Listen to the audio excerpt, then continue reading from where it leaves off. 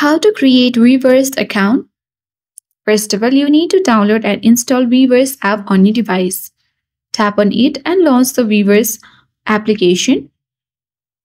After waiting for a while, you will land on this page where you have to follow exercises that are required for Weverse. Select Start Weverse button and here select the convenient language to use Weverse. For me, it's English, so select English and tap the Next button. Now select Join or Login button at bottom of the screen.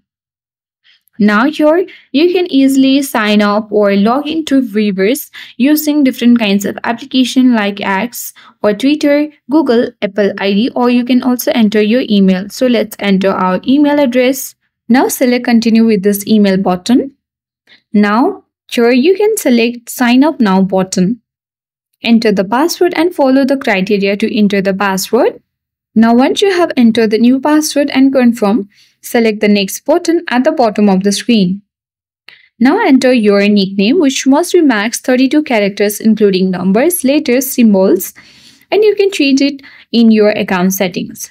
So let's enter here. Now tap the Next button. Here you have to go through all of these terms of use and enjoy Weverse more conveniently. Check mark the box and then tap the Next button. Now verify your email, so tap back to login page. So let's enter.